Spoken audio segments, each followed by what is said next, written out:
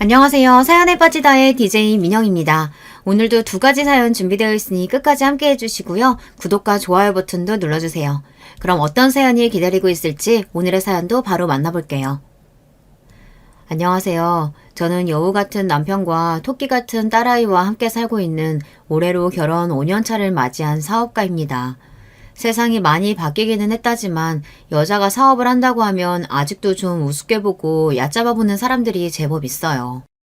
대찬 성격만 믿고 살아온 저는 평생을 그러한 편견에 당차게 맞서며 살아왔습니다. 오늘은 결혼을 준비하면서 겪었던 저에 대한 편견을 이겨냈던 자랑스러운 이야기를 여러분께도 들려드리고 싶네요. 저는 할머니 손에서 자랐습니다. 제게 얼마 남지 않은 제 친부모님에 대한 기억은 썩 아름답지는 않아요.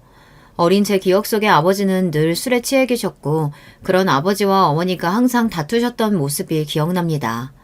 결국 제가 채 10살이 되기도 전에 어머니는 아버지와 저를 두고 집을 나가셨어요. 그리고는 지금껏 소식이 끊어졌습니다. 어머니가 집을 나가신 지 얼마 되지 않았던 어느 겨울날 아버지께선 술에 취한 채로 혼자 주정을 부리시다가 낙상사고를 당하셨습니다. 꼬박 이틀을 중환자실에서 버티시던 아버지는 결국 자리에서 일어나지 못하고 돌아가셨습니다. 그렇게 저는 고아가 되었어요.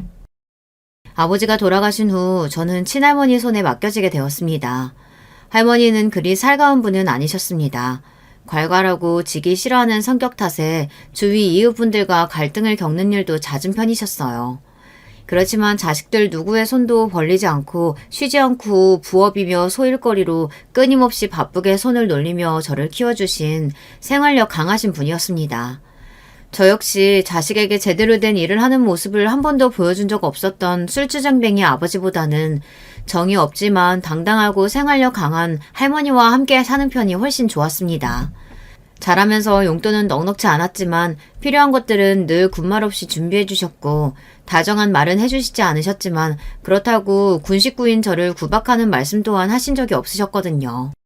그런 할머니의 모습을 보고 배우면서 저도 얼른 커서 제 스스로 돈을 벌고 싶다는 생각을 늘 했던 것 같아요. 저는 또래 친구들에 비해 제 진로를 빨리 잡은 편이었어요. 애초에 저한테 그다지 공부머리가 없는 것 같았습니다. 성적이 그렇게 좋았던 적도 없지만 딱히 공부를 잘하고 싶다는 생각이 들지도 않았습니다.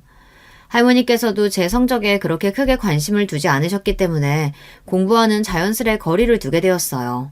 제 적성은 베이커리 쪽이었어요.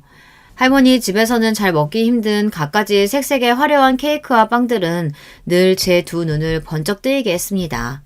처음에는 그저 맛있는 디저트를 많이 먹고 싶어서 중학생이 되자마자 인근의 베이커리 카페에서 아르바이트를 시작하게 되었습니다.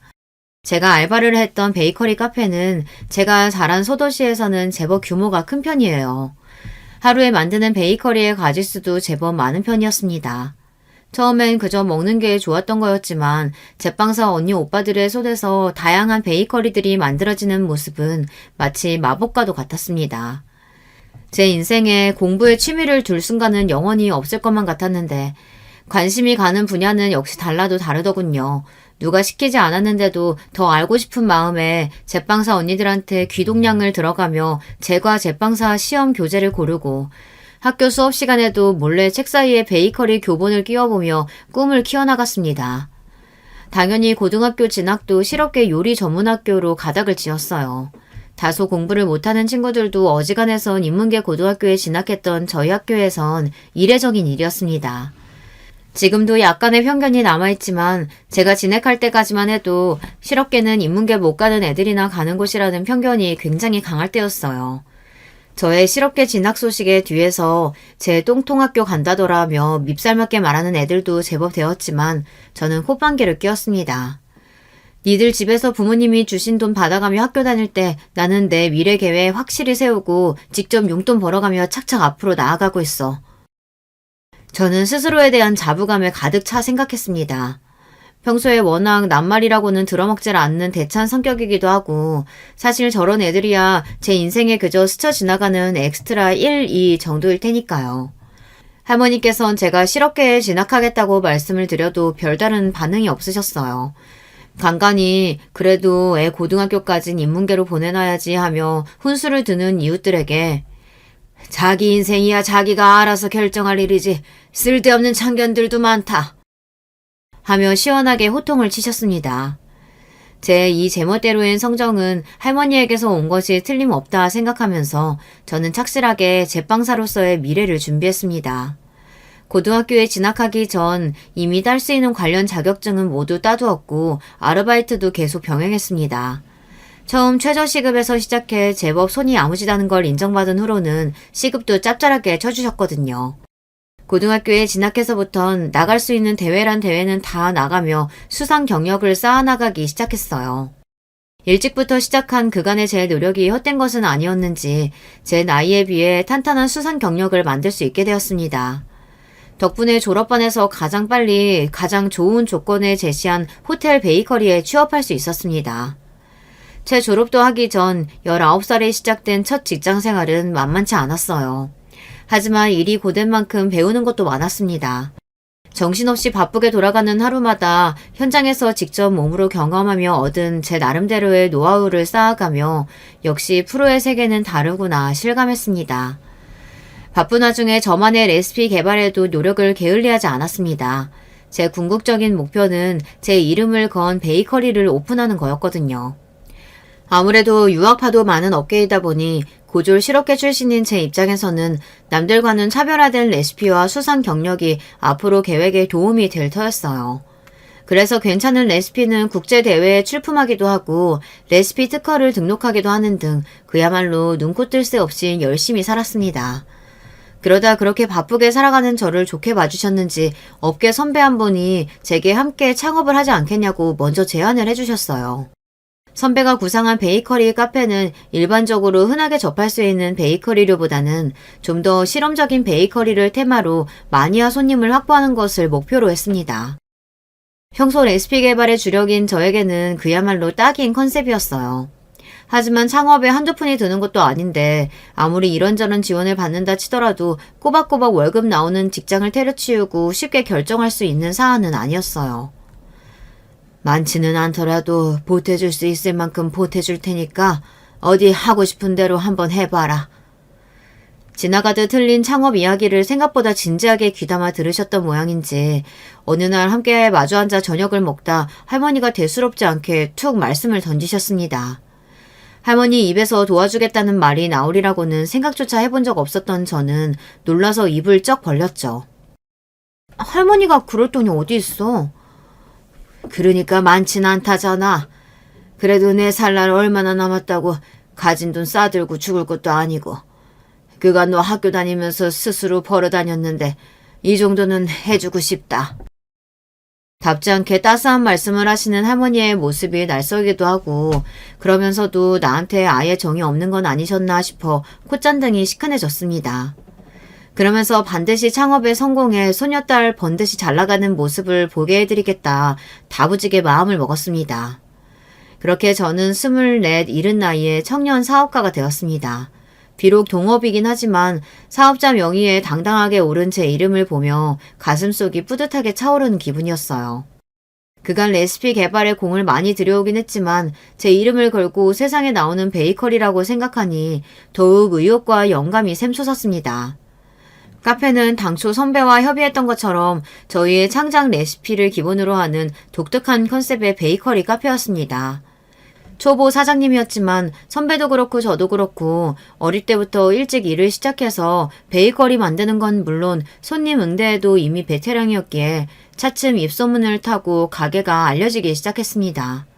결정타는 국내 굴지의 잡지에 저희 가게에 대한 칼럼이 실린 것이었어요. 저희가 창업을 했다는 소식에 제게 수상의 영광을 안겨주셨던 국내 대회의 심사위원이셨던 한 유명 업계 선배가 저희 베이커리를 맛보시고 칼럼을 써주신 것이었어요. 감사하게도 칼럼엔 저희 카페만의 독특한 베이커리에 대한 호평 일색이었습니다. 홍보도 홍보지만 그간 저희의 노력이 인정받는 기분에 정말 뿌듯했습니다. 칼럼을 시작으로 SNS상에서도 저희 카페가 핫플로 부상하면서 제법 방문해주시는 분들이 늘어나기 시작했습니다. 남편을 처음 만난 것도 그즈음이었습니다. 남편은 저희 카페 단골 손님의 지인이었어요. 남편의 말로는 단골 손님과 함께 처음 저희 베이커리 카페에 방문했다가 손님을 응대하는 저를 처음 보고는 첫눈에 반했다고 합니다. 믿거나 말거나지만요. 저야 영업시간이니 정신없이 바쁜 와중이라 남편의 첫인상이 잘 기억이 나질 않거든요. 그렇게 단골 손님을 통해 남편과의 소개팅 제의가 들어왔어요. 그동안은 가게가 자리 잡느라 다른 생각을 할 마음의 여유가 없다가 어느 정도 자리가 잡히기 시작한 시점이라 이제 와서 생각해보면 남편의 타이밍이 제법 나쁘지 않았습니다. 어찌됐든 저도 저를 좋게 봐줘서 먼저 만남을 제안받은 게 썩 기분이 괜찮았어요. 그래서 소개팅 제안을 수락하기 전 간단한 신상 명세에 대한 정보를 어디 드러나 보자 싶었습니다. 커플 탄생에 대한 기대에 가득 차 신이 난 단골 손님이 들뜬 목소리로 말했습니다. 얼굴도 아주 멀끔하게 잘생기셨고 인상도 좋으세요. 무엇보다 직업도 진짜 괜찮아요. 의사 선생님이신데 학교도 좋은 대학 나오시고 지금은 개인병원 개원하셔서 자리도 잘 잡으셨어요.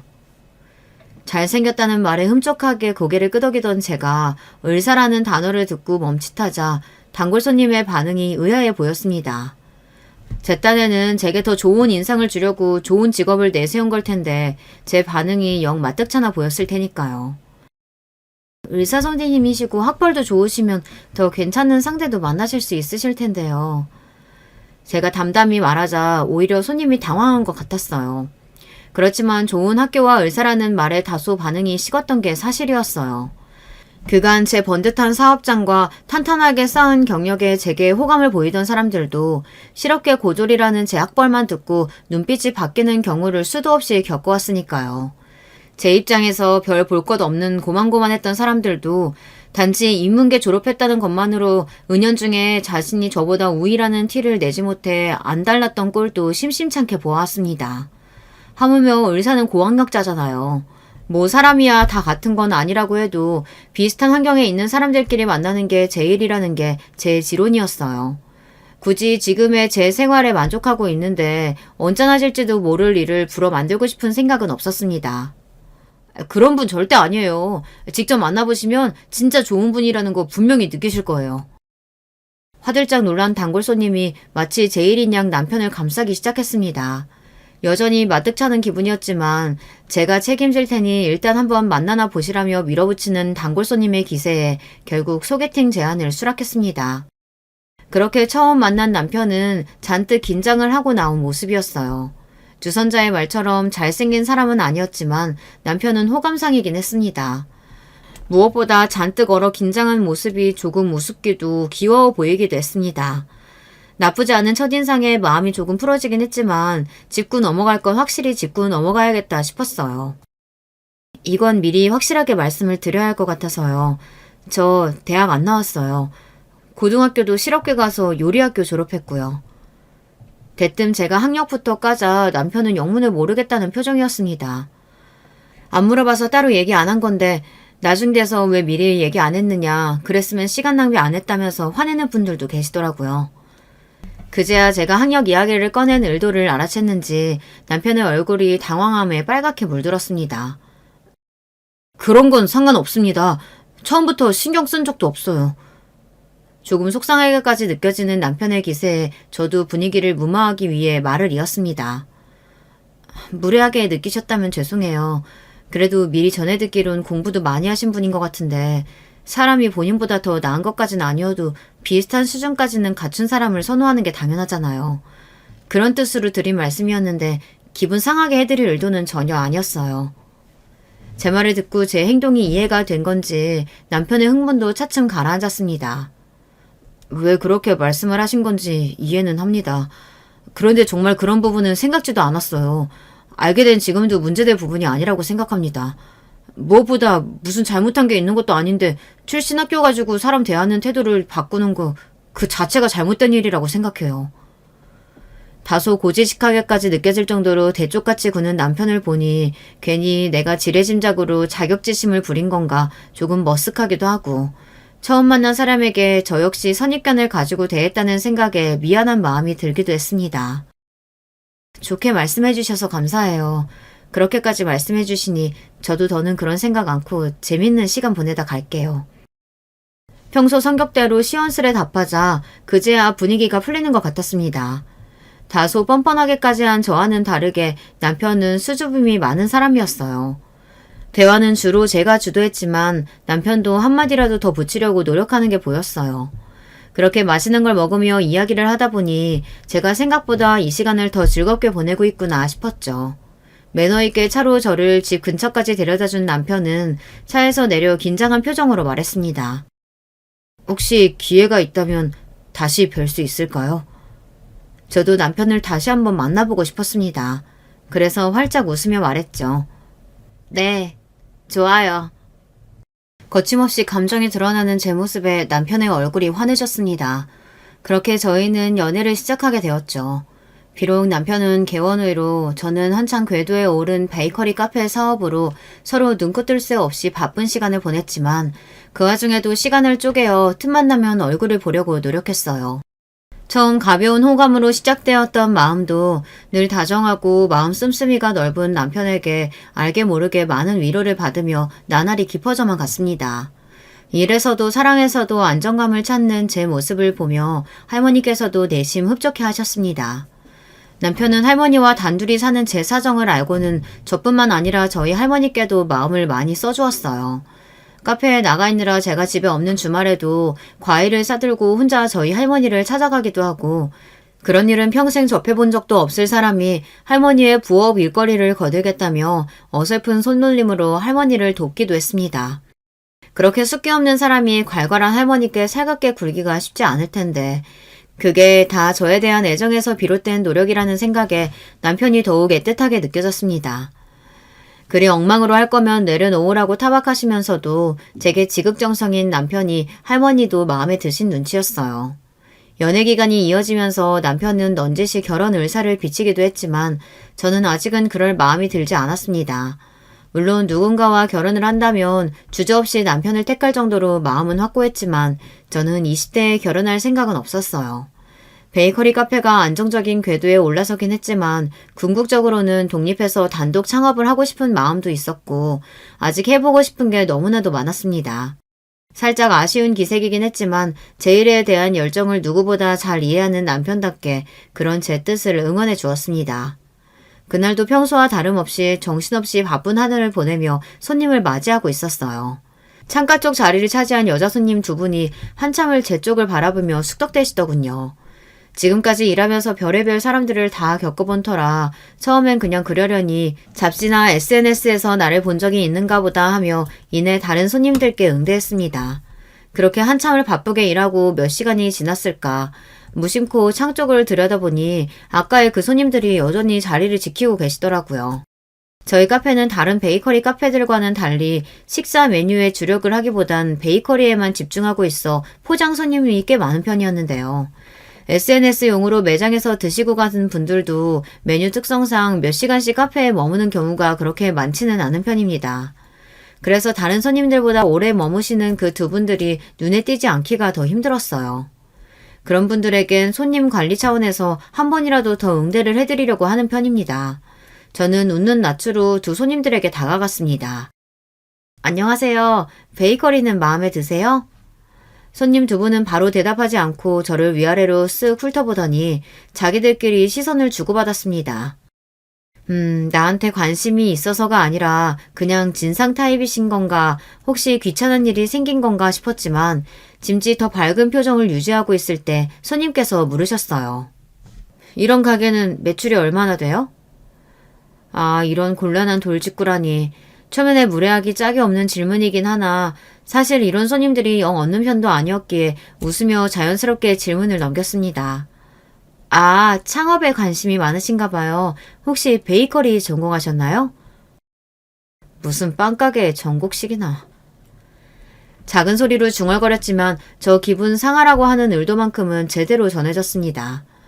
적당히 응대해 보내야겠다 마음먹으며 대화를 마무리 지었습니다.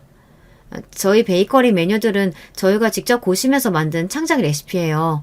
여기까지 직접 와주셔서 감사하고 앞으로도 자주 찾아주시면 감사하겠습니다. 사회생활 10년차 짬밥에 저 정도 시비야 이젠 기분 상할 수준도 안 되었습니다. 더 신경을 기울일 새도 없이 손님들이 들어오시는 걸 보며 그날 또 바쁘게 하루를 마무리했습니다. 영업 마감 시간에 저를 집으로 데려다 주겠다며 찾아온 남편과 그날 하루의 일과를 도란도란 이야기하다 오늘의 진상 손님에 대해 스치듯 언급했습니다. 사실 영업을 하다 보면 의뢰에 있는 일이다 보니 그냥 한번 웃고 넘어가자 싶어 한 말이었는데 뭔가 꺼림칙한 이야기를 들었다는 남편의 표정에 대번 물었어요. 자기 왜 그래? 아니야. 그냥 별 사람 다 있다 싶어서. 조금 의아했으나 틀린 말도 아니라 생각하며 넘겼습니다. 그렇게 잊혀져 가던 그 두 손님에 대한 화제가 다시 떠오른 건 그로부터 이틀 뒤의 일이었죠. 이걸 자기한테 이야기하는 게 맞나 생각했는데 그래도 당사자 모르게 두는 건 아니다 싶어. 얼마 전 남편의 부모님을 통해 남편에게 선자리가 들어왔다고 합니다. 뭐 그럴 수 있는 일이죠. 딱히 남편이 결혼할 여자라고 데려오는 사람도 없는 데다 직업은 좀 좋나요. 본인이 별 생각이 없어도 선자리를 주선하려는 주변 사람들이 얼마나 많았을지 짐작이 가지 않는 건 아니었습니다. 이번에도 단칼에 선자리를 거절하는 남편이 답답하셨는지 부모님께서 평소보다 끈질기게 선자리에 나설 것을 종용하셨다고 합니다. 무작정 거절만 하기엔 설득력이 부족하다 판단한 남편은 결국 구체적으로 결혼 이야기가 나온 것은 아니지만 결혼하고 싶은 마음이 드는 여자친구가 있다고 실토하고 말았습니다. 숫기 없는 남편의 연애 소식에 부모님 댁은 축제 분위기가 되었습니다. 문제는 그날부터 여자친구 데려오라는 닥달이 시작되었다는 겁니다. 모르셨으면 몰라도 저의 존재를 알게 되셨는데 부모님 입장에서는 제가 얼마나 궁금하셨겠어요. 하지만 예전에 결혼에 대한 주제가 화두에 올랐을 때 이미 제가 결혼에 대한 입장을 분명하게 밝힌 바가 있었기에 남편은 아직은 때가 아니라며 거절 의사를 확실히 했다고 합니다. 상황이 어떤지는 알겠어. 근데 그게 그 손님들하고 무슨 상황인데? 그 두 분, 내 형수님들이셔. 한숨을 푹 쉬며 말하는 남편의 말에 순간 사고가 정지했습니다. 그럼 그날 정말 우리 가게가 목적이 아니라 나를 보러 온 게 맞구나. 그러면서 서로의 첫인상이 썩 좋지 않다는 걸 떠올리자 괜히 마음이 찝찝해졌습니다. 나 궁금해하셔서 자기가 우리 카페 알려드린 거야? 그럴 리가 있겠어. 저와 상의도 없이 일방적으로 이런 일을 만들 사람이 아니긴 했습니다. 남편 부모님들께선 궁금하셨겠지만 성정이 꼭 남편과 같으셔서 남편이 허락하지 않는 일은 독단적으로 진행하지 않으셨다고 합니다. 그래도 답답한 마음이야 있으셨을 테니 막내한테 여자친구가 있다는데 아직 데려올 생각이 없는 모양이다 라며 며느리들에게 토로하셨던 모양이에요. 그때부터 남편에게 두 형수님의 질문 폭탄이 쏟아졌다고 합니다. 도련님, 도대체 뭐하는 아가씨길래 그렇게 꽁꽁 숨긴대요? 숨기긴요. 아직 결혼 이야기가 나오지도 않았는데 무턱대고 상대방 집으로 부르는 건 부담스럽잖아요. 그럼 결혼 이야기 하면 되죠. 도련님 일 빠지는 게 뭐가 있다고. 결혼하자고 하면 웬만한 아가씨들이야 다 좋다고 할 텐데. 그거야 우리 가족들 생각이고요. 상대방 입장도 생각을 해야죠. 형수님들의 협공에 기가 쪽 빨린 남편은 결국 제 직업과 제 베이커리 카페가 위치한 지역에서는 제법 인정을 받고 있는 능력 있는 사람이라며 제 신상의 아주 일부분을 살짝 털어놓았다고 합니다. 그러고는 형수님들의 누그러진 태도에 다행이라 생각하며 바쁜 본인 일상을 사느라 그 일을 까맣게 잊고 있었다고 합니다. 제가 며칠 전 웬 손님들이 대놓고 가게 매상을 물어보더라 라고 말하자 퍼뜩 그 난리가 떠오르기 전까지는요. 내가 확실하게 이야기하질 않았으니 설마 했는데 그 얼마 안 되는 걸 가지고 이리저리 들쑤셔서 결국 알아내신 모양이야. 미안해. 내가 그냥 그때 아예 응대를 안 했어야 하는데 자기도 모르는 새 이런 일을 겪게 만들었네. 사실 저희 카페가 제법 유명세를 겪었다 보니 단편적인 정보라 할지라도 마음만 먹으면 찾아내는 게 그리 어려운 일도 아니었을 거예요.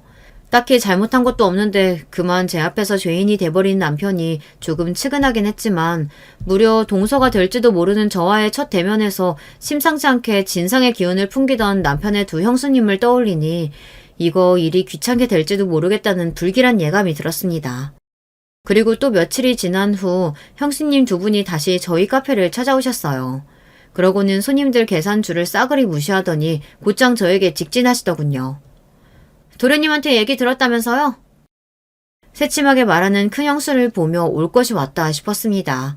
그러나 저는 동요하지 않고 말했습니다. 지금 제가 손님 응대 중이라서요. 조금만 기다려 주시겠어요? 뭐? 큰형수가 말을 잇기도 전에 손님이 먼저 치고 들어왔습니다. 업장에서는 손님이 왕이죠. 저는 웃는 낯으로 마저 능숙하게 손님을 응대했습니다. 두 형수는 괘씸하다는 얼굴로 저를 쳐다보았지만 애초에 남의 귀한 업장에서 무례하게 군 건 저쪽이 먼저죠. 저한텐 저의 평생 자부심을 다 쏟아부은 곳인데 아무리 미래에 손이 동서가 될지도 모르는 사람들이라 해도 저런 식의 무례를 저 자세로 다 받아줄 생각은 눈꼽만치도 없었습니다. 부딪힐 거면 차라리 빨리 부딪히는 게 낫다 생각하며 불어 계산줄이 다 줄어들 때까지 그쪽으로는 눈길도 주지 않았습니다. 계산을 다 마치고 저는 일부러 더 나긋하고 여유있는 걸음으로 두 사람 앞에 섰습니다. 그리고는 여전히 웃는 낯으로 말했습니다. 제가 지금 일하는 중이라 길게 시간을 빼드리지 못할 것 같아요. 약속 없이 일하는 곳으로 찾아오신 거니 이해하시죠? 대번에 두 사람 낯에 못마땅한 기색이 보였지만 뭐 제 알바인가요. 저는 비교적 손님들이 많이 지나가지 않는 쪽으로 두 사람을 데려갔습니다. 그래서 오늘은 어떻게 오셨을까요? 뭐 못 올 때 왔어요? 아무나 들락거리는 가게인데. 저를 찍어 누르고자 하는 기세가 느껴졌으나 이 정도는 저한테 우스운 수준이었습니다. 온 낯에 은은한 미소를 띄우며 말했습니다. 하실 말씀이 있으시면 듣겠습니다. 제가 일하는 중이라 자리를 오래 비울 수 없어요. 바쁜 척은 혼자 다 하시네. 손윗동사가 될지도 모르는데 궁금하면 좀 찾아올 수도 있는 거 아니에요? 그러든지 말든지 여전히 차분하게 웃는 낯인 저를 보고 좀 약이 올라 보였어요. 이내 큰형수가 톡 쏘았습니다. 우리 도련님이랑 만나고 있다고 들었는데 어른들이 알게 되셨으면 우리가 먼저 찾아올 게 아니라 응당 먼저 찾아뵙고 인사드리는 게 순서 아닌가? 그 부분은 민준 씨가 잘 말씀드린 걸로 알고 있는데 따로 찾아오신 이유가 있나요? 제가 얼굴색 하나 변하지 않고 대꾸하자 오히려 상대방 쪽에서 당황한 것 같았습니다. 아니 그렇다고 해도 여자 쪽에서 그런 건 도리가 아니다 하고 먼저 찾아뵐 생각을 해야지. 우리 도련님이 공부원 해가지고 순진한 싸움을 가지고 똑같이 하는 건 아니죠.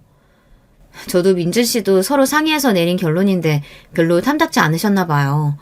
민준 씨 부모님께서는 별 말씀 안 하신 걸로 알고 있는데 오늘 두 분 여기 오신 건 알고 계신 건가요? 부드럽게 매기는 제 말에 말문이 턱 막힌 모양이었습니다. 진짜 시집을 갔더라도 시집살이 당하고 살 성격이 아닌 제가 막말로 아직 결혼을 한 것도 아니고 생판 남의 진상 짓거리를 받아줄 이유가 없었죠. 사실 처음 방문했을 때부터 대강 견적은 나왔습니다. 저 둘은 나의 상대가 되지 않는다. 정말 상의 없이 두 분 자의로 오신 거라면 앞으로는 안 그러셨으면 좋겠습니다. 여긴 제 직장인데 약속도 없이 이렇게 막무가내로 찾아오셔서 제게 따지시는 것도 도리에 맞는 일은 아니잖아요. 그래 주실 수 있죠?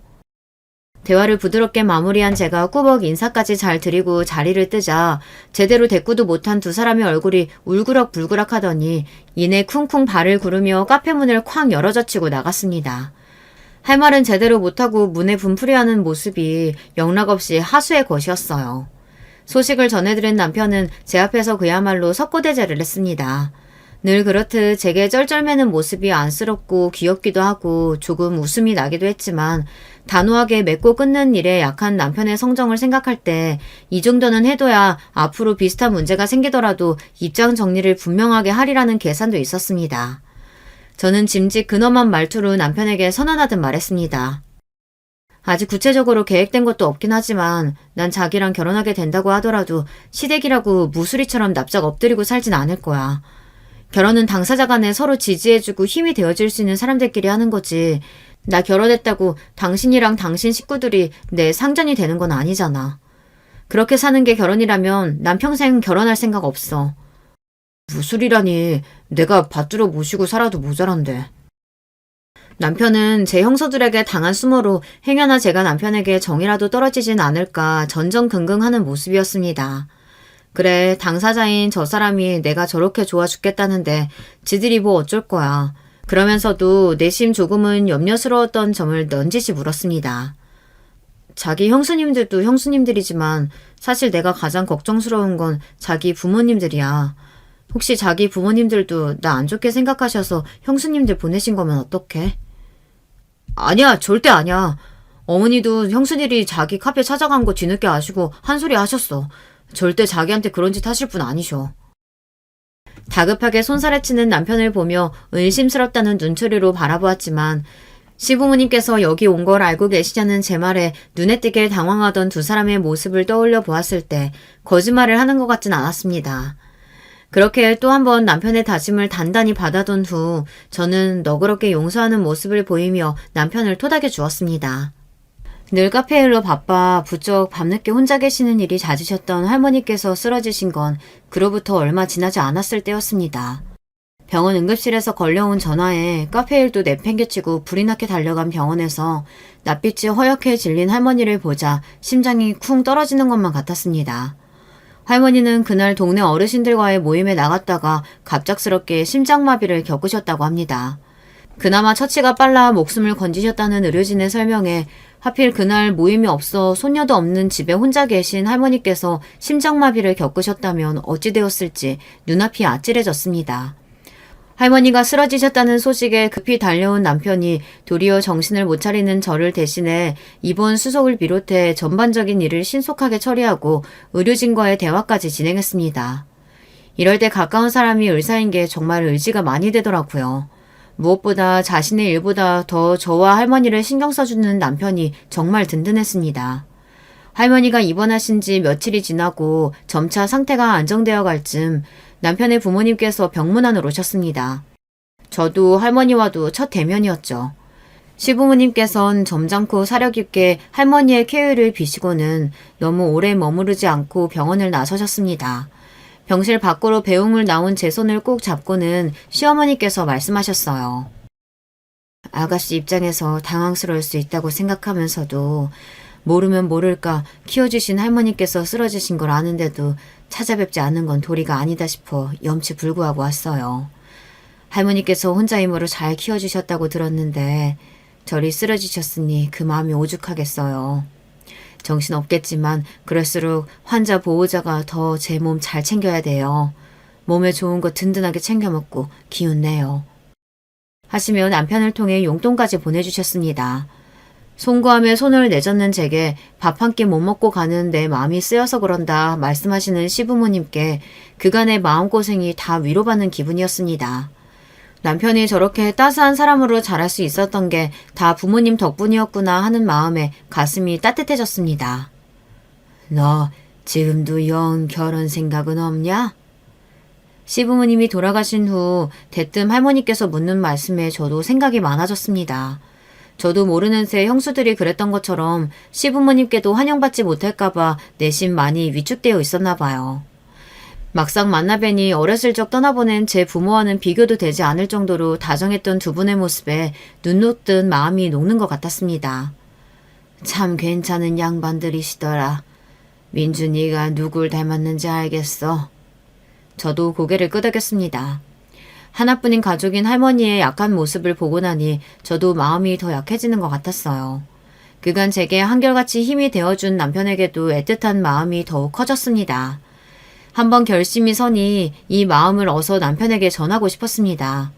너 몸보신 안 시키면 내가 어머니께 혼난다며 성화를 부리는 통에 간만에 병원 밖에서 저녁을 먹다 대뜸 제가 말했습니다. 자기 아직도 나랑 결혼이 하고 싶어? 자기 앞에 뚝배기에서 갈비살을 발라다 제 앞접시로 올리던 남편의 두 눈이 동그래졌습니다. 그런 남편을 보며 씩 웃는 제 모습에 세상 빛을 다 머금은 듯 남편의 얼굴이 순식간에 환하게 빛났습니다. 결혼 준비는 남편의 주도하에 그야말로 불도저처럼 진행되었습니다. 아직 할머니도 완전히 몸을 추스르지 못하셨고 가뜩이나 바쁜 카페 일에 할머니 병간호까지 정신 차릴 새가 없던 제게 남편은 넌 아무것도 신경 안 써도 된다며 싱글벙글 웃었습니다. 제 앞에서는 네 꿈을 이룰 때까지 기다릴 수 있다며 내숭만만이던 이 남자, 결혼하고 싶은 마음이 굴뚝이었던 모양이었습니다. 남편의 부모님들께서도 결혼을 반기셨어요. 남편이 결혼하고 싶은 여자가 있다고 선언한 그 순간부터 막내 며느리 볼 생각에 설레하셨던 두 분이셨으니까요. 저희 할머니야 먼저 결혼 이야기를 꺼냈으니 더 말할 것도 없었습니다. 단지 마음에 걸리는 건 제게 호의적이지 않았던 두 예비 손이 동서들이었어요. 자기 결혼한다니까 형수님들이 뭐라고 안 해? 결혼은 내가 하는 건데 두 분이 뭐라고 하실 일이 뭐가 있어.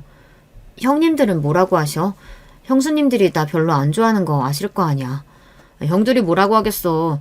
형수님이 자기 안 좋게 이야기하려고 해도 자기 결혼도 아닌데 쓸데없이 내 결혼에 입대지 말고 잠자코 있으라고 형수님들한테 한마디 하시더라. 그 정도만 되어도 제 입장에선 충분했습니다.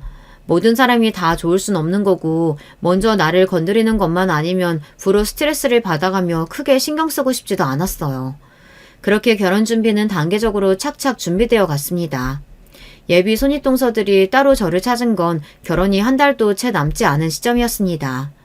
이번에도 역시 저와 사전 약속 같은 건 잡은 적이 없었어요. 갑작스레 저희 베이커리 카페에 들이닥친 두 사람을 보며 오늘 하루가 피곤해지겠구나 직감했습니다. 이제 와서 갑자기 제가 마음에 들을 태도 없을 테니까요. 너 당장 우리 도련님이랑 파혼해.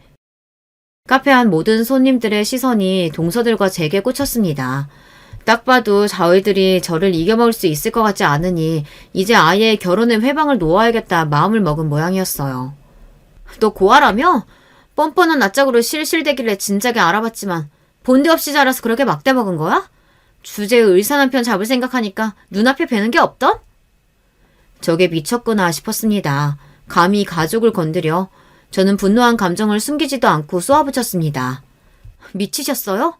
여기가 어디라고 남의 사업장에서 몰상식하게 이게 무슨 짓입니까? 당장 나가요. 그러자 지지 않겠다는 듯 옆에 서 있던 작은 농서가 옆에 놓여있던 베이커리 트레이를 퍽 치며 바닥에 엎어뜨리고는 소리를 질렀어요. 카페 사장이라고 그리 유세를 부리길래 다 자기 건가 했더니 그것도 아니라며? 네가 벌면 얼마나 번다고 배운 것도 없는 게 기고만장해서 까불어 까불긴. 야, 나랑 형님 다 강남 파락군 출신이야. 너 같은 실업계 고졸 출신이랑 어울릴 군번이 되는 줄 알아? 진짜 기가 막혀서 참나. 아, 그렇게 잘 배워서 이렇게 무직한 짓을 창피한 줄도 모르고 저지르는 걸까요? 고졸 실업계 출신이라며 저를 무시하며 제 앞에서 학벌로 유세 떠는 사람들은 적지 않았지만 눈앞에 저것들이 최고봉이나 싶었습니다. 저는 두 여자를 날카롭게 쏘아보며 망설이지 않고 전화기를 들었습니다. 네, 거기 경찰서죠. 여기 업무 방해하는 사람들이 있어서요. 고성방가에 가게 기물도 파손하고 있습니다. 빨리 와주세요. 뭐 하는 거야 지금? 제가 곧바로 경찰에 신고할 줄은 몰랐던지 큰 동서가 당황하며 제게서 전화기를 빼앗으려 들었지만 소란에 곧장 제게 달려온 동업자 선배 언니에게 금세 저지당했습니다. 언니도 이미 머리 끝까지 화가 나 있는 상태였어요. 제 소중한 영업장을 아수라장으로 만든 것도 모자라 바닥에 엎질러진 귀한 빵들을 보고 언니도 눈이 돌아 있었습니다. 저희 카페 베이커리는 저희 두 사람의 자부심 그 자체였어요. 저도 언니도 차라리 저희가 다치면 몰라도 이런 모욕을 참을 사람들이 아니었습니다. 상황이 이렇게까지 커질 줄은 짐작하지 못했던 두 동서들은 웅성대며 쏟아대는 시선들이 늘어가자 식은땀을 흘리기 시작했습니다. 오냐, 너희 오늘 한번 인생의 쓴맛을 보게 해주마. 다부지게 마음먹은 저는 절대 봐주지 마라 소리치는 선배 언니의 응원을 뒤로하고 곧 도착한 경찰들과 함께 동서들과 경찰서로 향했습니다. 공권력의 힘까지 보게 되자 이제 동서들은 거의 울지경이었습니다. 그 와중에도 제게 굽히기는 싫었는지 제가 아니라 연신 경찰들에게 사과를 하며 선처를 호소했어요. 그러길래 이기지도 못할 걸 건드리긴 왜 건드려 속으로 욕을 하고 있는데 남편이 경찰서 안으로 급히 뛰어들어왔습니다. 어떻게 알고 왔어? 저희가 카페를 나서자마자 언니가 남편에게 곧장 연락을 한 모양입니다. 답지 않게 흥분해서 시뻘개진 얼굴로 남편이 소리쳤습니다. 제가 그렇게 알아듣게 말씀을 드렸는데 어떻게 이러실 수가 있어요? 이 사람이나 저는 물론이고 저희 부모님까지 무시하는 게 아니면 어떻게 이런 짓을 합니까? 절대 선처 안 해드릴 테니까 그렇게 아세요. 이 사람이 봐달라고 해도 제가 절대 용서 못합니다. 태어나서 남편이 그렇게 화를 내는 모습은 그때도 그 이후로도 본 적이 없습니다. 누구도 의심할 수 없도록 확실하게 제 편이 되어주는 모습에 굳건했던 제 마음에도 도리어 설움이 불쑥 올라오는 것 같았습니다.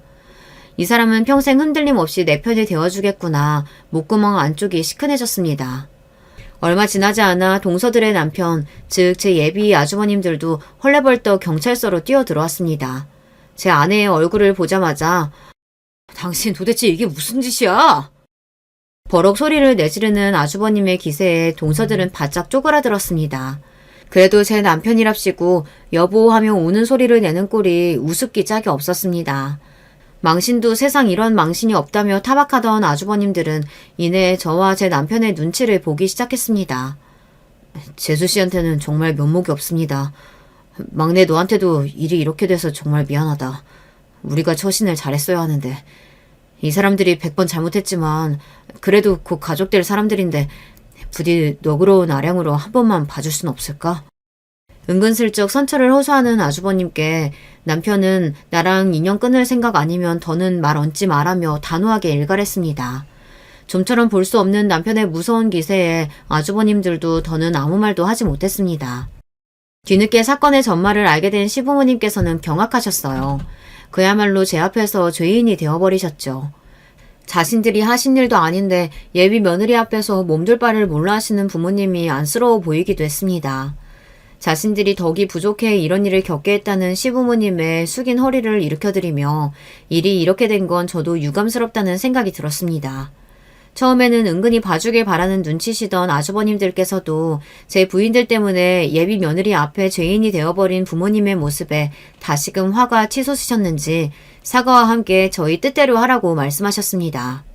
결론적으로 저는 고소를 취하지 않았습니다. 가족이라서 봐줘야 하는 건 아니니까요. 애초에 저들은 저와 가족이 될 마음이 눈꼽만치도 없는걸요. 제가 일부러 그런 것도 아니고 자기들이 저지른 만큼은 제대로 벌을 받았으면 하는 마음이었습니다. 처벌은 확실했습니다. 목격자도 워낙 많았을 뿐더러 CCTV의 증거도 너무나 확실하게 남아있었으니까요. 젊은 여성 손님들이 많이 찾아주시는 저희 베이커리 카페 특성상 진상을 부려도 물리적인 위협보다는 언어폭력을 행사하는 진상의 비율이 높은 편이었어요. 때문에 처음에 설치비가 부담스럽긴 했지만 일부러 소리 녹음까지 선명하게 들어가는 고가의 CCTV를 설치해둔 덕분이었습니다. 아주버님들이 더 적극적으로 사정하지 못한 것도 그 때문일 거예요. 제 부인들의 추태가 CCTV 영상 안에 너무나 적나라하게 박제되어 있으니까요. 시작부터 제게 흠이 제대로 잡히고 들어가서 그런지 결혼 이후 두 손윗동서들은 제 앞에서 찍소리도 하지 못했습니다. 가족들 모두에게 비난이란 비난은 배가 부를 정도로 먹어나서인지 영 기를 펴지 못하는 모습에도 그다지 불쌍하다는 생각이 들지 않는 걸 보면 저도 참 보통 성격은 아닌 모양입니다.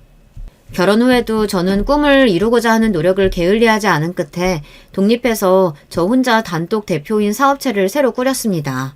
절대로 결혼이 네 꿈을 이루는데 발목 잡히게 하지 않겠다 신승당부하던 다짐처럼 남편은 제가 새 사업을 시작하는데 전폭적인 지원을 아끼지 않았습니다. 그간 제 뼈와 살을 갈아가며 준비해온 회심의 새 레시피와 이미 얻은 유명세가 가게의 번창에 큰 도움을 주며 저는 독립 5년 만에 분점 2군데를 포함해 총 3곳의 베이커리 카페 사업장의 어엿한 대표로 성장했습니다. 선배 언니와 단 둘이서 제빵을 했던 이전과 달리 전문 파티셰도 여러 고용하며 제 생활에도 드디어 숨 돌릴 여유가 조금은 생겨났어요. 짬을 내어 우리 딸과 남편과 함께 시부모님과 제 할머니를 모두 모시고 해외여행도 다녀왔습니다. 저희 매장처럼 특이한 베이커리에 익숙한 세대가 아닌 제 할머니와 시어머니를 모시고 시장 조사차, 카페 투어도 자주 다니고 있어요. 딸이 없는 시어머니는 며느리와 함께 예쁜 카페도 구경하고 맛있는 디저트도 함께 먹는 새로운 경험이 퍽 마음에 드신 눈치였습니다. 이제는 먼저 인터넷 검색하셔서 가볼 만한 베이커리 카페 시장 조사도 함께 해주십니다. 동서들과는 그냥 별 변화 없이 그렇게 계속 대면대면한 채로 지내고 있습니다. 솔직히 이제 와서 딱히 가깝게 지내고 싶은 마음 같은 건 들지 않아서요. 제 사업장 규모가 커지고 수입이 늘어갈수록 동서들이 제 눈치를 살살 보는 게 보였지만 딱히 아는 척하지 않았습니다. 제가 그리 상냥한 편은 못 되어도 제 사람에게는 아끼지 않고 잘 퍼주는 성격인데 가만히만 있었어도 같이 좋은 거 누리며 즐겁게 살 수 있었을 것을 제 동서들은 복을 걷어차도 제대로 걷어찼죠. 사실 서로 경찰서 대면까지 한 사이인데 이제 와서 하하호호 화기애애하게 지내는 것도 참 우스운 일이기는 합니다. 그렇게 저는 평생에 꿈이던 독립 베이커리 카페 대표로서의 꿈을 이루는 데 성공하고 어릴 때에는 차마 꿈도 꾸지 못하던 다복한 가정의 일원으로 하루하루를 씩씩하게 살아가고 있습니다.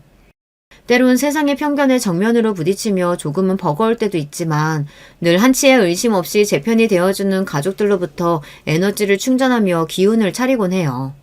저 역시 언제나 한결같이 같은 자리에서 묵묵히 저를 지지해주는 가족들이 없었더라면 지금의 성공을 일구어 나갈 수 없었을 겁니다. 나를 믿어주는 한 사람의 존재가 저 스스로를 참 강하게 만들어주는 것 같아요.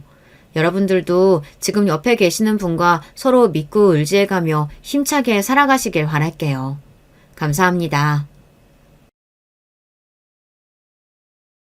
여러분, 두 번째 사연 시작하기 전에 좋아요, 구독 꼭 눌러주실 거죠? 그럼 두 번째 사연 바로 시작합니다. 안녕하세요. 평소에 유튜브로 사연은 즐겨 듣는데 제가 제보하게 될 줄은 전혀 몰랐네요. 저는 지금 경기도에 사는 30대 후반 간호사 여자입니다. 인생은 원래 고난의 연속이라고 하잖아요. 저도 어린 시절부터 결코 평온한 삶을 산 편은 아니에요. 근데 얼마 전엔 제가 생각해도 이럴 수가 있나 싶을 정도의 일이 일어났습니다. 혼자만 알기에 아까운 정도라 용기 내어 제보하게 됐어요. 제 사연 재밌게 들어주시길 바라며 시작하겠습니다. 저는 정말 굴곡이 많았어요. 일단 저는 아버지란 존재가 없었습니다. 엄마한테 듣기론 엄마가 저를 임신하셨을 때 아버지가 사고로 돌아가셨대요. 공사장에서 일하셨다고 들었는데 높은 곳에서 위험하게 일하다 떨어지셨다고 하더라고요. 그래서 엄마는 임신 막달일 때 남편을 잃었죠. 엄만 저를 낳고 산후조리도 제대로 못하고 바로 식당에서 일하셨다고 합니다. 그것 때문인지 엄마는 자주 아프셨어요. 어깨부터 허리, 무릎 등 안 아픈 곳이 없으셨죠. 지수야, 엄마 어깨 좀 주물러 줄래? 왜 이렇게 아프지? 당장 내일도 식당 가서 설거지 해야 되는데 파스를 붙여도 이러네. 엄마, 내가 주물러 줄게. 그리고 나중에 크면 엄마 몸 안 아프게 내가 효도할 거야. 엄만 나만 믿어. 알겠지? 사랑해. 엄마와 저는 서로가 서로밖에 없는 관계였어요.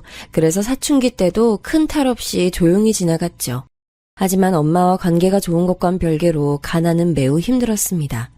너무 가난해서 우리 집은 심지어 제가 중학생 땐 화장실도 없었어요.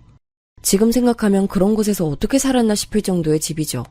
집이라고 할 것도 없이 그냥 쪽방에서 살았거든요. 그래서 어린 제 소원은 깨끗한 화장실이 있는 집이었어요. 너무 가난해서 교복도 남이 버린 것을 주워다 입었습니다.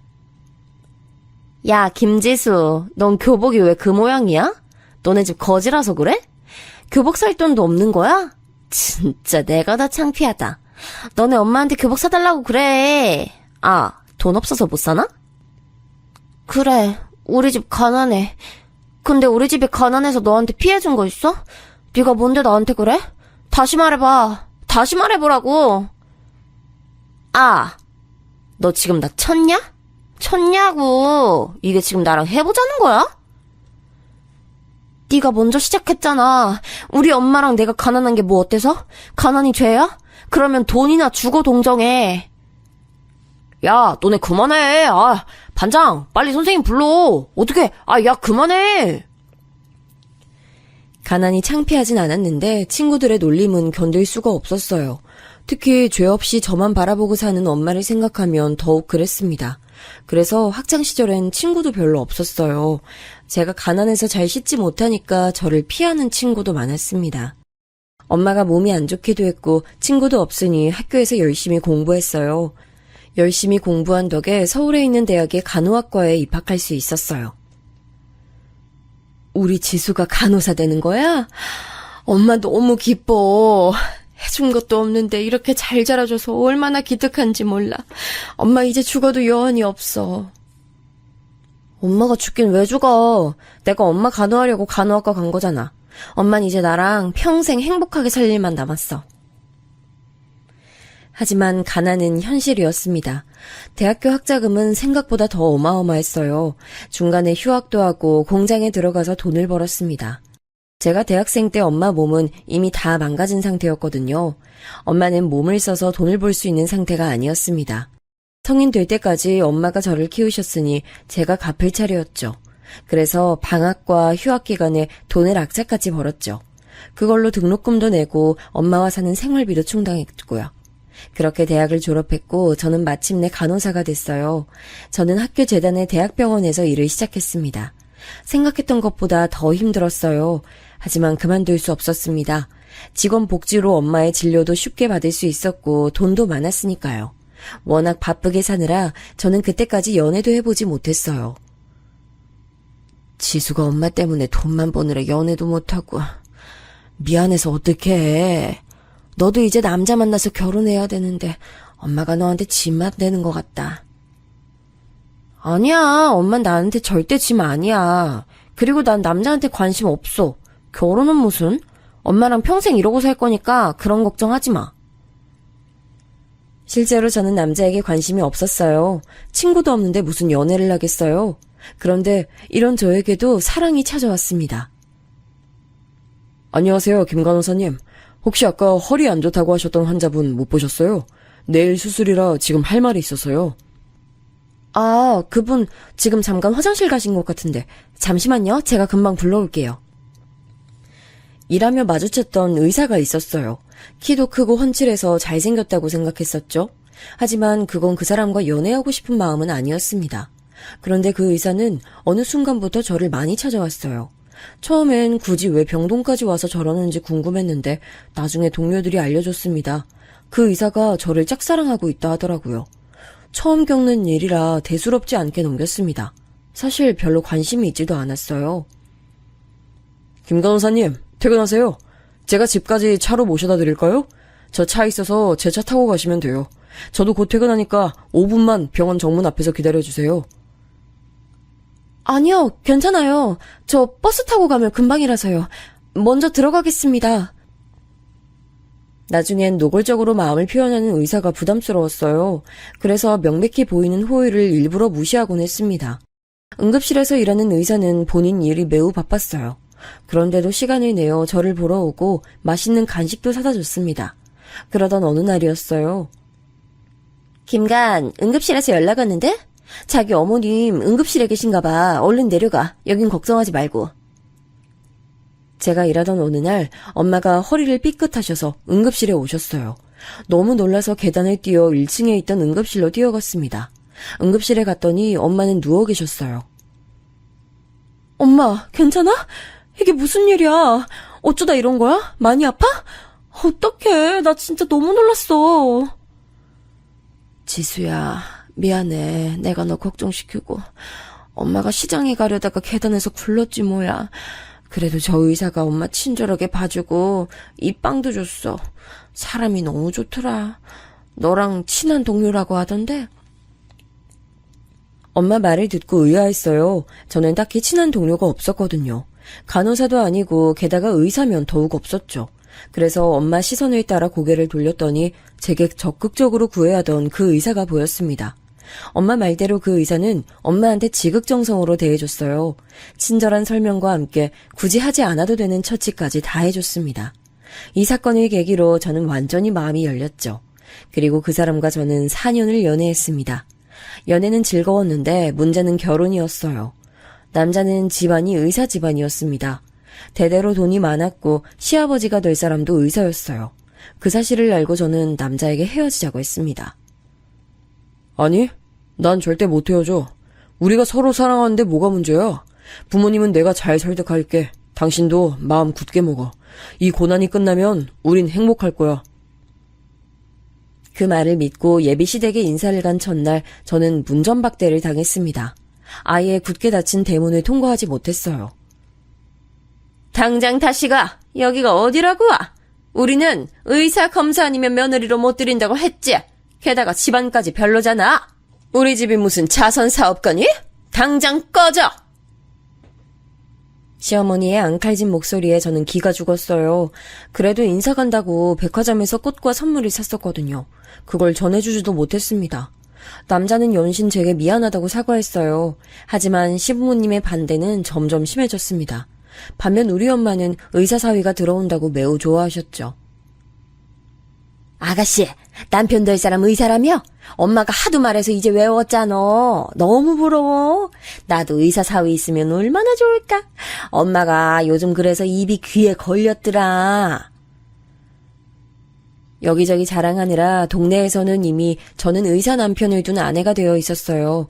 무엇보다 엄마가 너무 좋아하셨습니다. 실제로 엄마는 그때 무릎이 매우 안 좋으셨어요. 그걸 남편이 매주 찾아뵈며 진료해줬죠.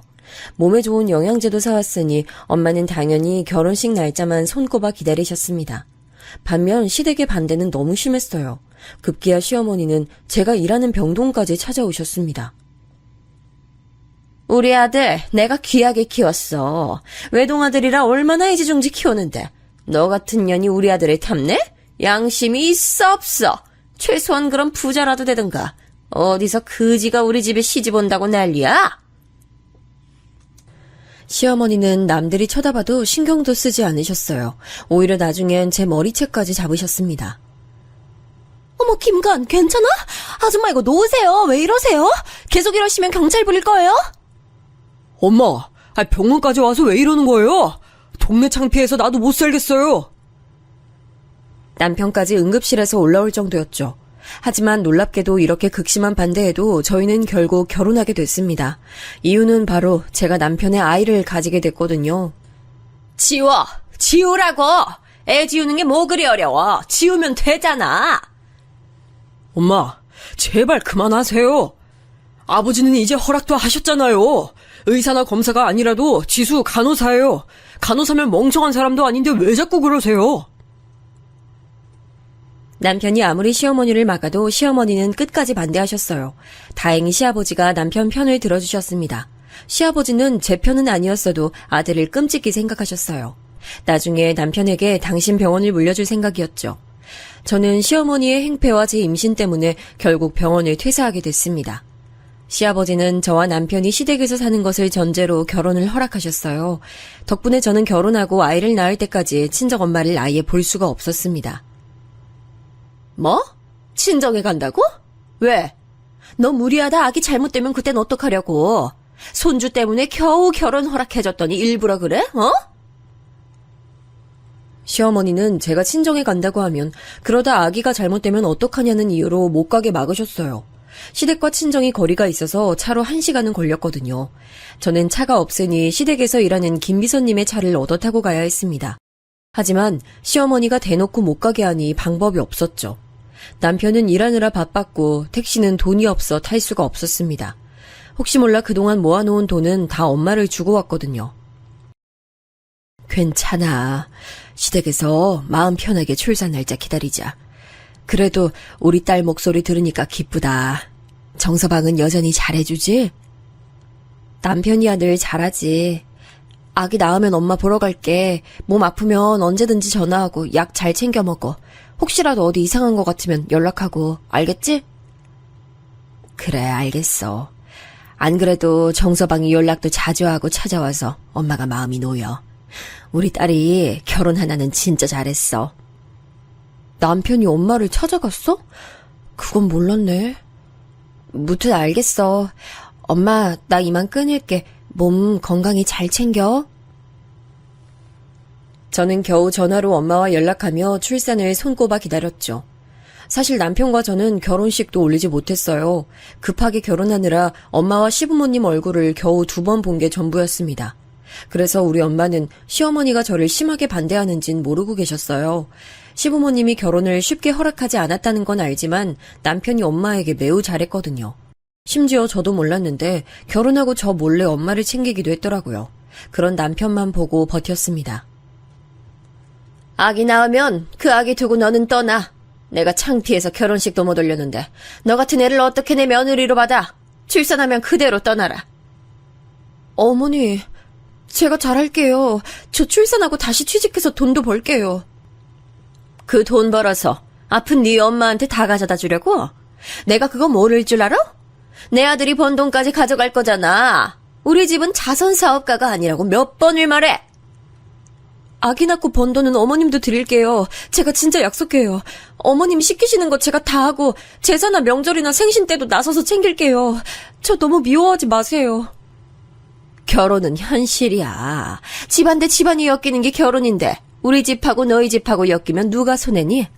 그만하자. 입 아프다. 시어머니는 아기를 낳으면 그 아기를 두고 집을 나가라고 하셨습니다. 시아버지가 손주를 애타게 원하셔서 아기는 꼭 두고 가라고 했죠. 하지만 아기가 소중한 것은 저도 마찬가지였어요. 저는 어릴 때 아버지가 없는 한부모 가정이었잖아요. 그래서 우리 아이는 꼭 부모가 둘 다 있는 온전한 가정에서 자라길 원했습니다. 경제적으로도 정신적으로도 충만한 사랑을 주고 싶었어요. 엄마가 말은 저렇게 해도 막상 아기 나오면 지수 너를 받아들일 거야. 내가 아버지는 설득하는 중이니까 너무 걱정하지 마. 사실 아버지는 이미 널 며느리라고 생각하고 계셔. 그러면 너무 다행이고, 어머님도 시간이 지나면 자연스럽게 나를 받아주시겠지? 난 당신하고 행복한 결혼 생활하고 싶어. 실제로 시아버지는 저를 좋아하진 않으셔도 미워하지도 않으셨어요. 문제는 바로 시어머니였습니다. 아기를 낳자마자 시어머니에게 들은 첫 마디가 아직도 기억이 나요. 너무 생생해서 가끔 꿈에도 나올 정도입니다. 아들 낳아서 대를 이을 생각을 해야지. 딸이 뭐야? 딸이 뭐가 소중해? 너처럼 나중에 남자 꼬셔서 결혼시키는 법이나 알려줘라. 산후조리도 하기 전에 저는 저 말을 듣고 얼마나 울었나 몰라요. 시어머니는 시아버지나 남편이 있으면 저 정도로 막말을 내뱉진 않으세요. 그래서 어느 순간부터 저는 둘이 남게 되면 손을 떨기 시작할 정도로 시어머니가 두려웠습니다. 반면 아기를 낳으니 시아버지는 아들이 아니어도 기뻐하셨어요. 우리 집안에 딸이 귀한데 공주가 찾아왔네. 요즘 여의사도 많다던데 우리 공주도 여자 의사가 되면 볼만하겠어. 하하. 며느리 너도 고생했다. 사돈도 병원으로 불러서 공주 보게 해야지. 아버님, 그럼 엄마 불러도 될까요? 안 그래도 엄마가 아기를 너무 보고 싶어 하세요. 시아버지 덕분에 엄마와 눈물의 상봉을 하기도 했습니다. 남편도 아이가 태어나자 매우 기뻐했어요. 워낙 일이 바쁜 사람인데 시간을 일부러 내서 보러 오기도 했죠. 이렇게 시어머니만 아니면 저는 문제가 없었습니다.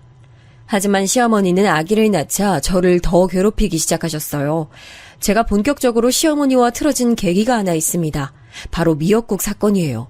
친정엄마가 제가 아기를 낳았으니 집에서 미역국을 만들어 오셨어요. 일부러 전라도에서 미역을 배송시켜서 푹 끓인 미역국이었죠. 저는 어릴 때부터 엄마가 만들어준 미역국을 매우 좋아했거든요. 그래서 조리원에서 시댁으로 다시 간 뒤에 전화로 엄마에게 미역국을 부탁했습니다. 엄마 미역국이 제일 맛있어. 집에서 일하시는 파출부 아주머니도 음식 솜씨 좋은데 그래도 나는 역시 엄마 음식이 제일 맛있다. 안 그래도 엄마가 미역국 끓였어. 와서 먹고 시댁에도 좀 가져가. 이번엔 내가 먹어도 파는 것보다 맛있더라. 사실 아기를 낳고 시아버지가 유해져서 시어머니 몰래 혹은 시아버지에게 부탁해서 친정에 갈 수가 있었거든요. 아버님, 저 오늘 엄마가 미역국 끓이셨다 해서 친정에 다녀올게요. 그래, 알겠다. 내가 김미수한테 말할 테니까 차 타고 와. 몇 시에 갈 거야? 일부러 시아버지와 유일하게 얼굴을 볼 수 있는 아침 식사 시간대 얘기를 꺼내곤 했죠. 시어머니는 그럴 때마다 저를 몰래 째려보거나 식탁 밑으로 발을 차기도 했습니다. 하지만 끝까지 모른 척했어요. 저도 시댁에서 살며 생존의 방식을 터득했죠. 그리고 전날 김미선님이 친정에 데려다 주셔서 미역국을 시댁으로 가져오게 됐습니다. 사건은 이때 발생했어요. 여보 왔어? 고생했어. 피곤하지? 우리 엄마가 미역국 만들어줘서 내가 아까 친정 가서 가져왔어. 좀 먹어봐. 아주머니, 제가 가져온 미역국 좀 내주세요. 아이고, 어떡하죠? 미역국이 제가 잠깐 시장 다녀왔더니 없어졌어요. 아우, 죄송해요. 네? 미역국이 없어졌다고요? 아까 제가 저기 위에 두고 갔는데? 사라질 리가 없어요. 작은 그릇도 아니고 꽤 큰 용기였잖아요. 그게 뭐라고 시댁 부엌에서 난리야? 그놈의 미역국 그럼 네가 끓이던가. 혹시 어머님이 미역국 버리셨어요? 아니죠. 그거 엄마가 저 생각해서 끓여주신 건데. 아니죠. 지금 넌 날 의심하는 거야? 며느리가 시어머니를 잡아먹네? 아이고 머리야. 아유 사람 살려. 어머머 사모님 괜찮으세요? 어머 어떡해. 아유 사모님 정신 차리세요. 엄마, 눈 떠보세요. 아, 이게 무슨 일이야? 어머니 갑자기 왜 그러세요? 몇 분 전까진 멀쩡하셨잖아요. 저도 우리 엄마가 저한테 준 미역국 사라져서 너무 속상해요. 정황상 시어머니가 버린 게 분명했습니다. 하지만 제가 한마디 했다고 쓰러지는 시어머니를 보며 기가 차서 말도 나오지 않았어요. 시어머니와 저는 미역국 사건으로 안 그래도 나쁜 사이가 더 틀어졌습니다. 육아 관련해서도 얼마나 부딪혔나 몰라요. 목소리가 우렁찬 게 크게 될 아이 같아요. 나중에 가수에도 잘 어울리고, 성악해도 좋을 것 같아요. 좋게 봐주셔서 감사해요. 생각만 해도 좋은데요. 저는 우리 딸이 나중에 어떤 직업을 가져도 상관없어요. 남편도 본인만 괜찮다면 건물 청소를 해도 좋다고 하더라고요. 어머니 지금 뭐 하시는 거예요? 지금 무슨 말을 하는 거야? 뭐? 청소? 내가 그러라고 너 여기서 살게 하는 줄 알아? 잔말 말고 아들이나 낳을 생각을 해야지. 지금 네 시아버지가 손녀 예뻐한다고 눈에 보이는 게 없어? 그냥 말이 그렇다는 거죠. 그렇다고 사과를 던지시면 어떡해요. 아기도 놀라서 울잖아요. 딸 키워봤자 너처럼 남의 집 귀한 자식 꼬시겠지? 됐다. 다 필요 없어. 너 나가. 내 집에서 나가! 시어머니는 파출부 아줌마와 제가 얘기하는 것을 사사건건 간섭하셨어요. 그러다 꼭 제 말에만 꼬투리를 잡고 화를 내곤 하셨습니다. 자기 맘에 들지 않으면 사과를 던지거나 물병을 던지기도 하셨어요. 괜찮으세요? 아까 오전에 들으려고 한 건 아닌데 들려서 들었습니다. 괜찮아요. 어머님이랑 남편이랑 아버님이 없으면 저러는데 그래도 다들 퇴근하면 좀 괜찮잖아요. 신경 써주셔서 감사합니다. 병원 다 왔네요. 그럼 이따 3시에 봬요. 아기가 선천적으로 몸이 좀 약하게 태어났어요. 그래서 출산하고 김비서님과 한층 더 가까워지기 시작했습니다. 제가 면허가 없어서 시아버지가 김비서님께 항상 부탁하셨거든요. 시어머니의 행패는 주로 시아버지와 남편이 없을 때 이뤄졌어요. 그래서 파출부 아주머니와 김비서님은 시어머니의 민낯을 알고 있었죠. 특히 아기를 낳고 시아버지가 저에게 유해지면서 시어머니의 심기를 제대로 건드렸습니다. 매일 아침 시간마다 시아버지와 남편과 제가 웃으며 대화하니 그걸 상당히 못마땅해 하셨죠.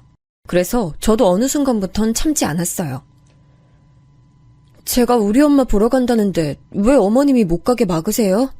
그렇게 제가 싫으시면 오히려 집에 없는 게 낫지 않으세요? 갈 거면 걸어서 가! 왜 자꾸 김비서를 대동하는 거야?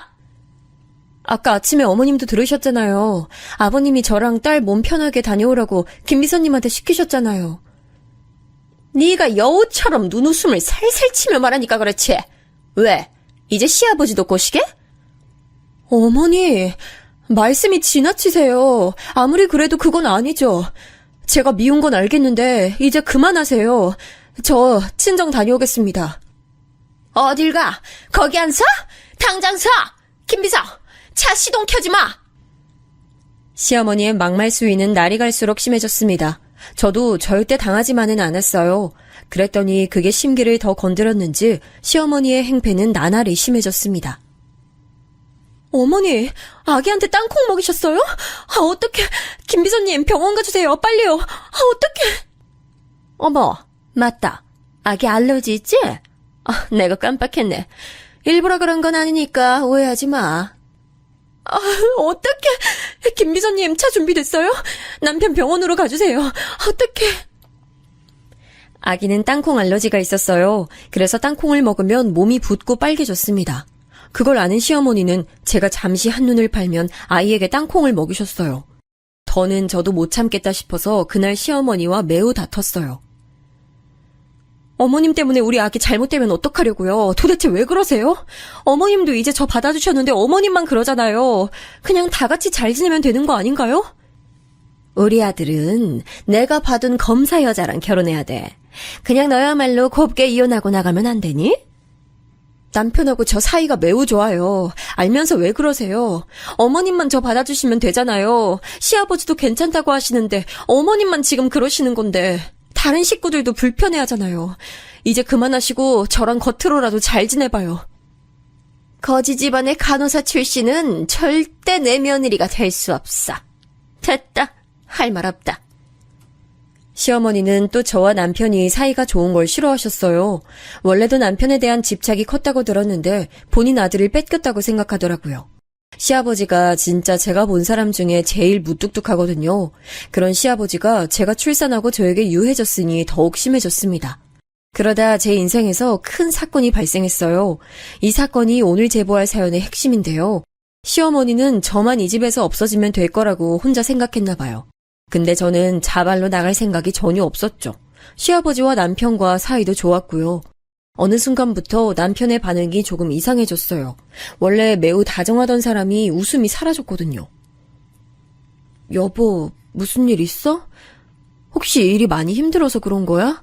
당신 요즘 너무 힘들어 보여서 내가 신경 쓰여. 아니야. 근데 여보, 당신 어제 어디 갔어?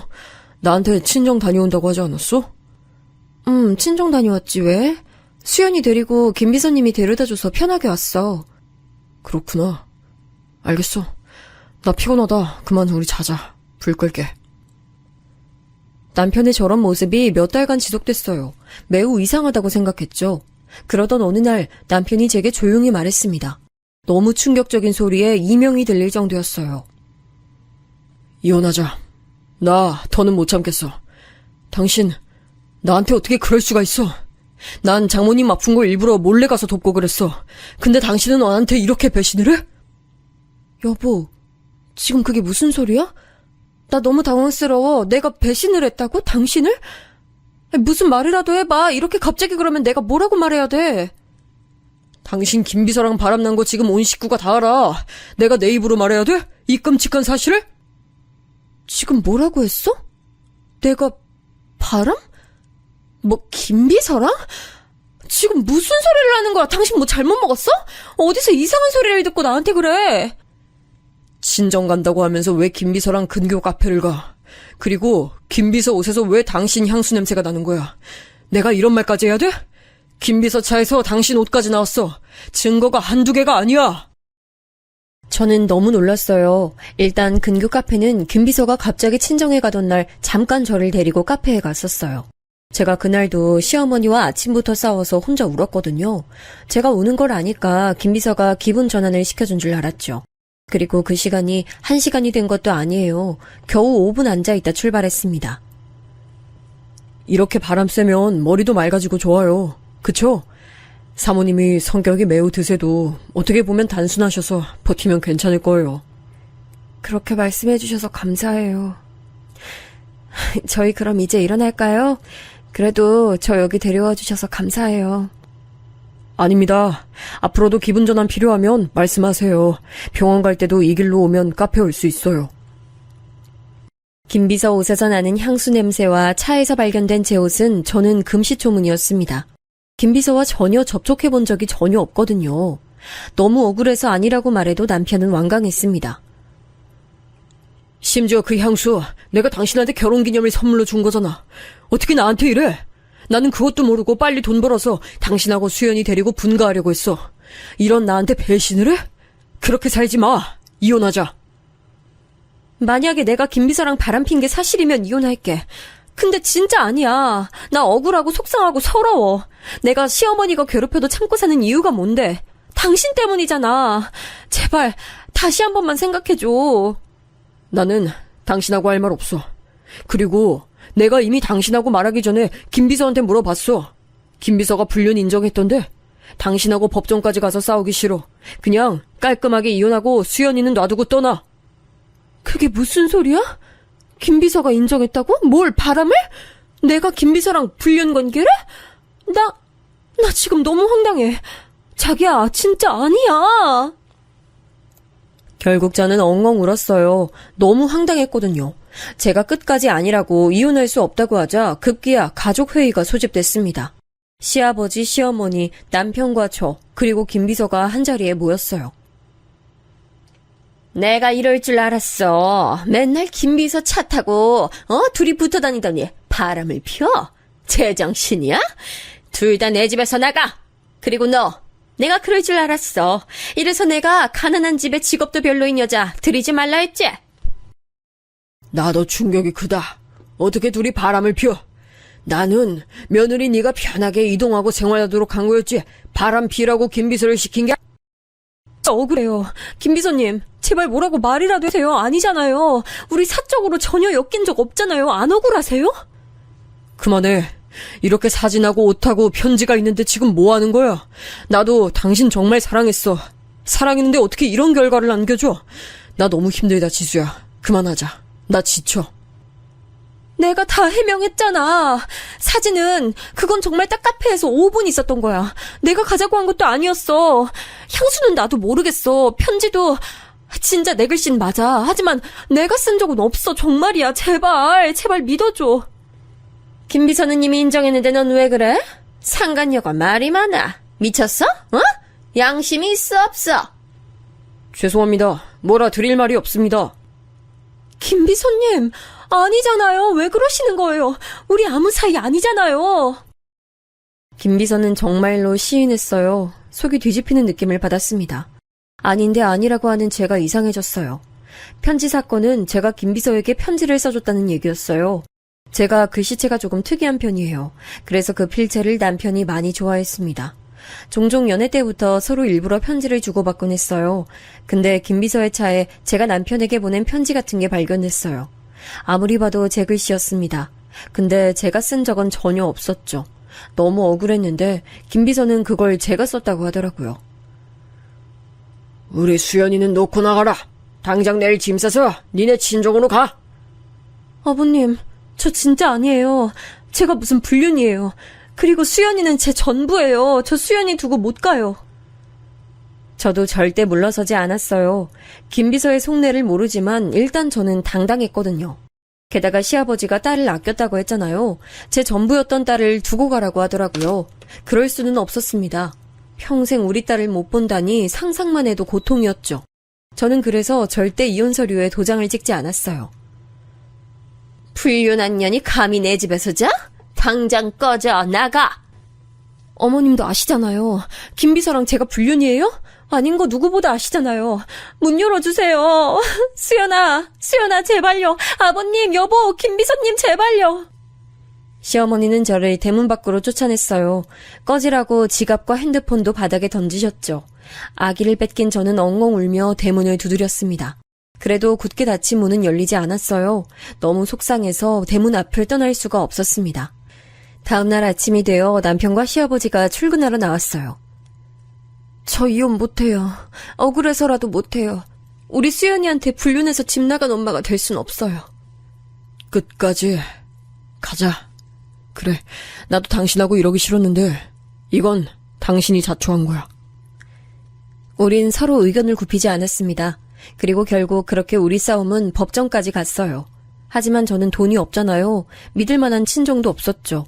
저한테 있는 건 억울한 마음과 아픈 엄마였어요. 물론 간호사 면허가 있으니 죄취업 걱정은 없었어도 당장 변호사를 선임할 돈은 없었습니다. 결혼하고 일 그만두고 시댁에서 살았으니 수중에 돈이 전혀 없었어요. 반면 시댁은 원래 잘 사는 의사 집안이잖아요. 이름만 들으면 다 아는 아주 유명한 로펌 변호사를 무려 3명이나 선임했더라고요. 살면서 법원에 올 일이 있을까 싶었는데 이런 이유로 올 줄은 몰랐습니다. 현실이 믿기지 않았어요. 만약 제가 정말로 김 비서에게 사심이 조금이라도 있었다면 억울하진 않았을 거예요. 그런데 그것도 아니니까 억울함에 밥도 제대로 먹을 수 없었습니다. 잠도 못 자고 종일 우느라 시간을 보냈어요. 살도 무려 10kg가 빠져서 해골 같은 모습이었죠. 그렇게 법원에서 서로 잘잘못을 따지기 시작했습니다. 저는 정말 모르는 내용이에요. 몇 번을 말했는지 몰라요. 카페를 간 건 맞지만 거기서 아무 일도 일어나지 않았어요. 향수와 편지 그리고 옷은 모르는 내용이라 할 말이 없습니다. 전부 다 사실입니다.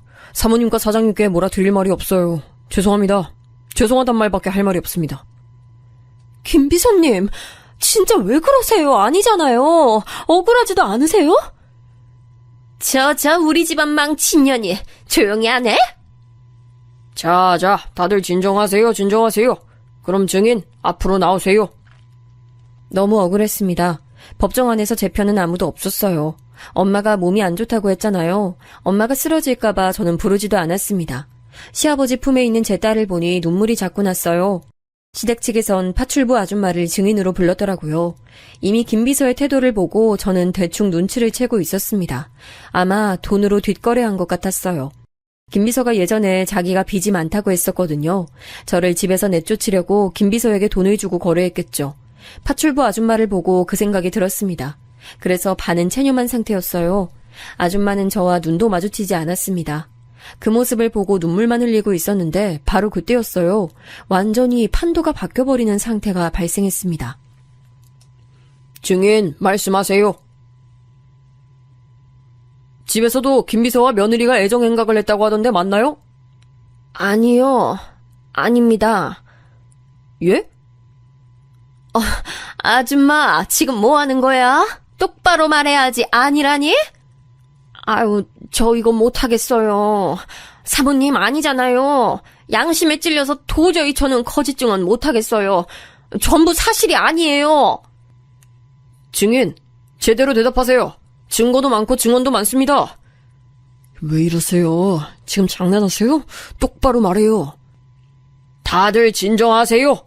증인, 계속 말하세요. 사모님은 그냥 미친 사람이에요. 이 불륜 다 사모님이 뒤에서 조작한 거라고요. 사장님하고 작은 사장님은 아무것도 몰라요. 사모님이 김비서한테 뒷돈 어마어마하게 주고 만들어낸 거짓 사건이에요. 아휴, 이게 무슨 말이야? 아니, 난 모르는 말이야.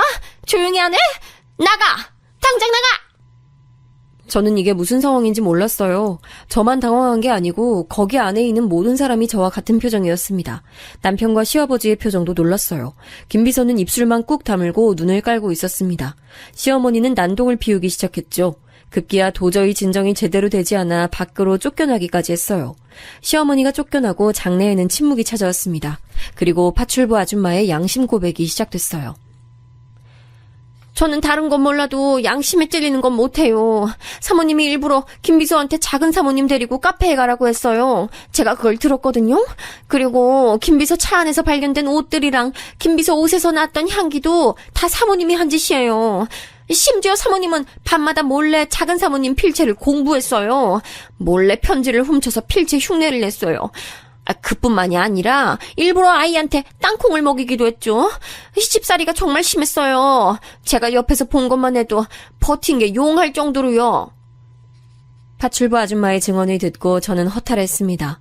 설마 했더니 정말로 시어머니가 꾸민 짓이었어요.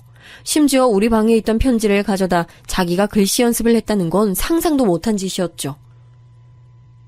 이게 다 맞습니까? 똑바로 대답하세요. 맞습니다. 저도 양심에 찔려서 더는 못하겠어요. 그냥 조용히 맞다 말하면 저한테 미국으로 이민 갈 수 있게 도와준다고 했어요. 아픈 우리 딸 병원비도 준다고 했고요. 제가 돈에 눈이 멀어 순간적으로 잘못된 선택을 했습니다. 너무 죄송해요. 마침내 김비서까지 양심 선언했습니다. 답답할 정도로 맞다 말하던 사람이 파출부 아줌마의 말을 듣고 태도를 바꿨어요. 김비서 말까지 듣자 시아버지는 얼굴이 새빨개진 채로 쓰러지셨어요. 충격이 엄청났던 거죠. 그날 어떻게 집에 왔는지 기억도 안 나요.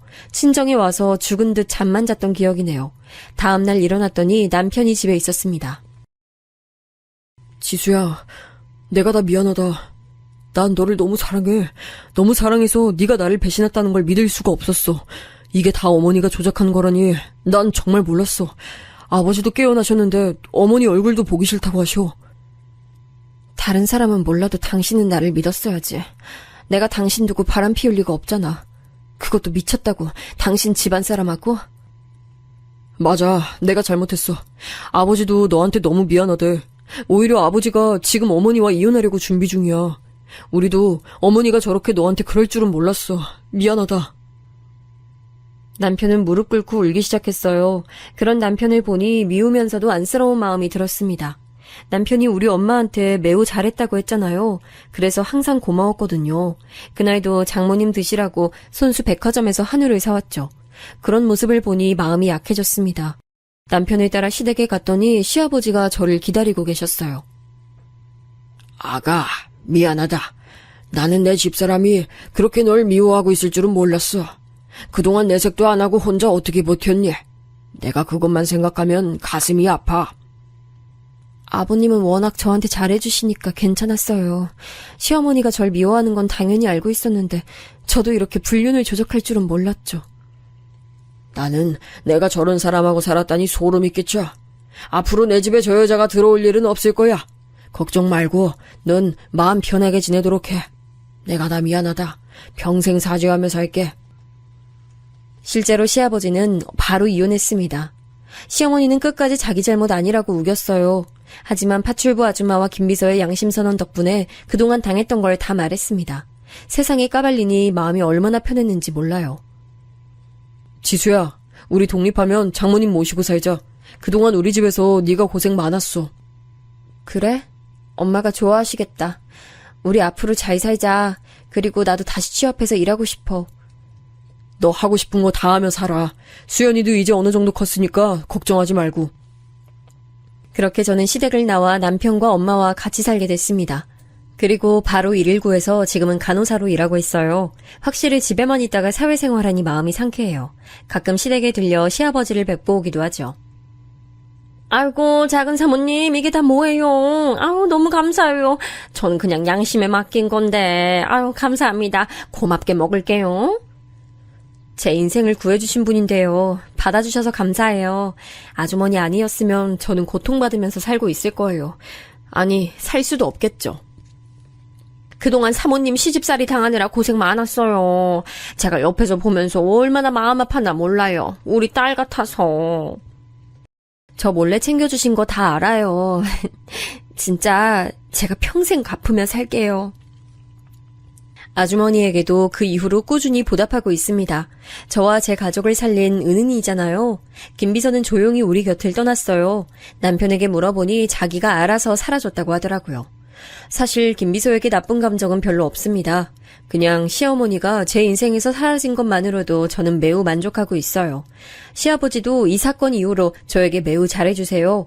힘들면 본인 병원에서 일하라고 하시더라고요. 아이도 이제 더는 병원에 가지 않아도 될 정도로 몸이 많이 좋아졌습니다. 시어머니도 재판 끝에 결국 이혼해서 집에서 쫓겨나게 됐어요. 내가 저주할 거야. 끝까지 저주할 거야. 얼마나 잘 사나 보자고. 너희 각오해. 시어머니는 마지막에 얼굴을 봤을 때 끝까지 저런 태도를 보였어요. 남편과 시아버지는 질릴 대로 질려서 아예 무시하더라고요. 저도 대꾸할 가치를 못 느껴서 그대로 무시하고 집으로 들어왔죠. 그래서 요즘은 아무 걱정 없어요. 남편과 사이는 오히려 예전보다 좋고 친정엄마와 같이 사니 엄마도 너무 좋아하세요. 고생 끝에 낙이 온다고 하죠. 비 온 뒤에 땅이 굳는다는 말이 무슨 말인지 이제야 알 것 같아요. 제 사연은 여기까지입니다. 들어주셔서 정말 감사합니다.